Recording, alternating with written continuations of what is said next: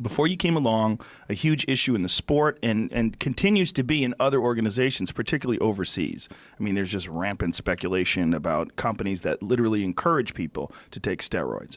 It was always the case with Pride in Japan. That was one of the big things about Pride. Ensign Inoue, who fought for them many times, came on the podcast and literally was saying in the contract, in like capital letters, it says, "We will not test you for steroids." Like, they wanted everybody to take steroids.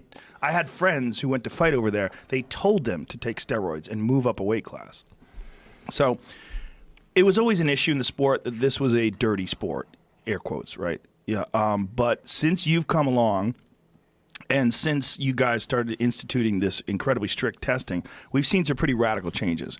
We've seen some amazing fights and amazing performances, and I don't think the performance levels dropped. In fact, I think it escalated and elevated, rather, which is something that people were really concerned about. But one thing that we did see is some people that you suspected of doing stuff, their bodies radically changed. It was really, I mean, that became a meme, pre-USADA and post-USADA. I mean, and there's some comedy memes out there because of it, because people's bodies change so radically.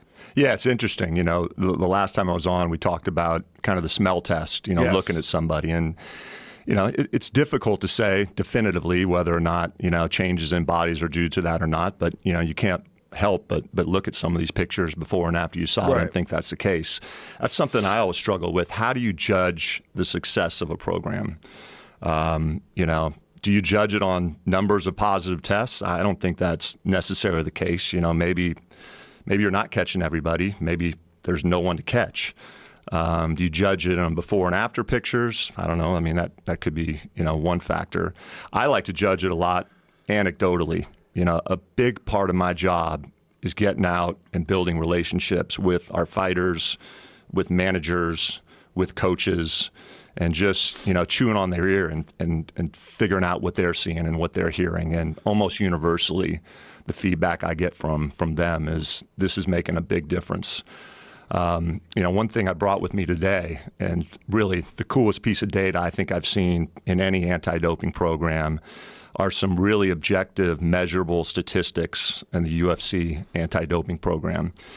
USADA, so USADA is the United States Anti-Doping Agency. They're the official anti-doping agency of the United States via an act of Congress. They're in charge of all drug testing for U.S. Olympic sports. Back in 2015, we made the decision to outsource the administration of our program to USADA. The primary reason being the independence factor. You know, when you look at all these other professional sports leagues, some have, you know, better programs than others. None really have any independence in the administration of that program. And what that means is there's no way of telling whether or not, you know, when an athlete is sanctioned, it's done for business reasons or done for favoritism.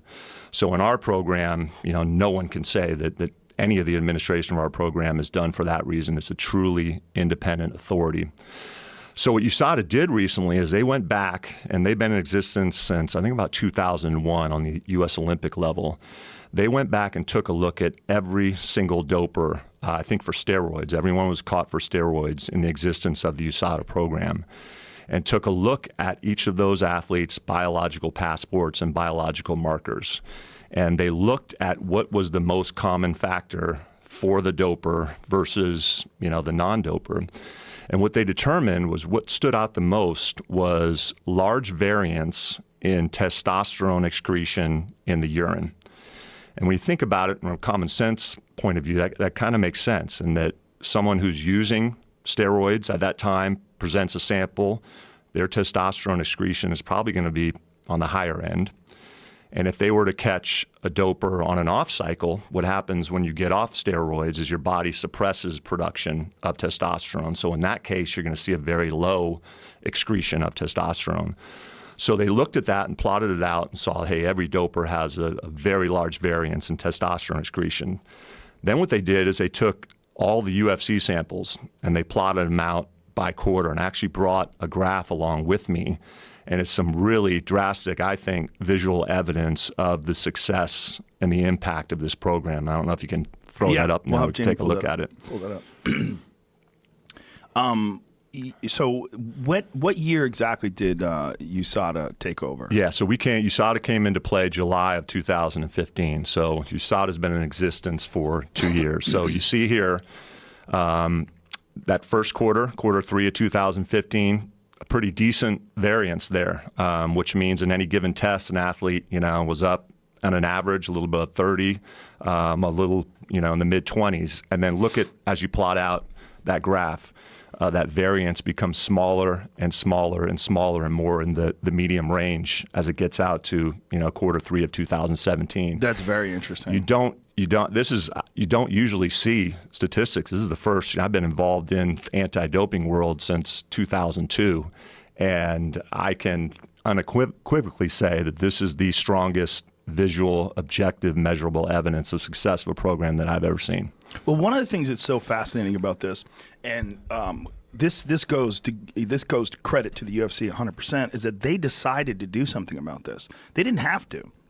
This wasn't like someone coming after them because so many people had been caught, and someone said, "Hey, we're going to put a program on you guys to make sure you're not doping." Well, the UFC said, "We got to clean this up, and there's only one way. The one way is to go with the very best testing possible and the most rigorous, check in everywhere you go.